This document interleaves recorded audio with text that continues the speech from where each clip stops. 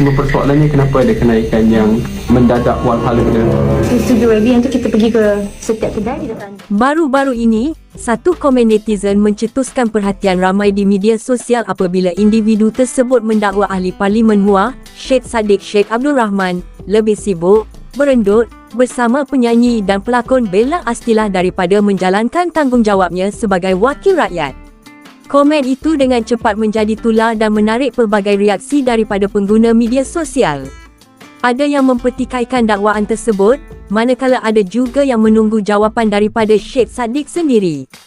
Tidak lama kemudian, Syed Saddiq tampil memberikan respon yang ringkas tetapi cukup tegas.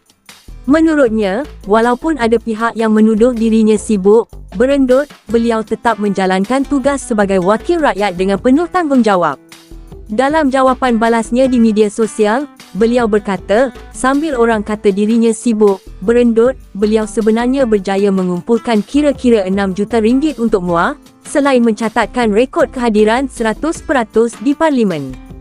Jawapan tersebut terus menarik perhatian ramai kerana ia dilihat sebagai respon yang tenang tetapi penuh fakta. Dalam masa yang sama, Syed Saddiq turut berkongsi beberapa inisiatif yang telah dilakukan untuk membantu penduduk di kawasan Parlimen MUA.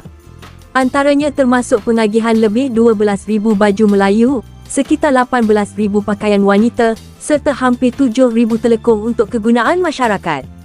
Selain itu, ratusan komputer riba dan iPad turut diagihkan bagi membantu pelajar yang memerlukan, terutama untuk tujuan pembelajaran.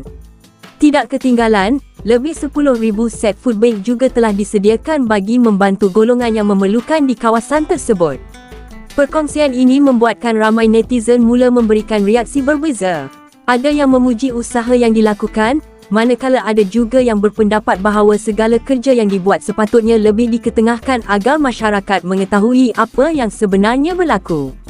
Dalam dunia media sosial hari ini, kadangkala satu komen ringkas boleh mencetuskan perdebatan panjang. Namun dalam kes ini, jawapan balas Syed Saddiq yang disertakan dengan fakta dan angka nyata membuatkan ramai melihat isu ini dari sudut yang lebih luas. Apapun pandangan masing-masing, perkara ini sekali lagi menunjukkan bagaimana setiap tindakan tokoh awam sentiasa menjadi perhatian ramai di media sosial.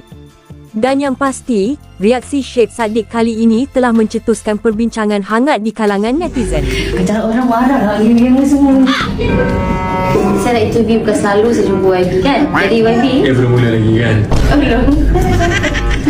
Cuak YB. Tahu tak cuak? Oh ya tak tahu. Kenapa tak tahu? Masak or beli bazar? Dua-dua suka. Bazar, siapa tak suka bazar? Oh my god. Tapi kenapa nak di bazar? Kan nanti tak turun banyak sangat makanan. Tak ni, Bella kata kulit saya dah Kita biasa terlalu tan. Biasa lah kat sana. Baik bos, boleh bos.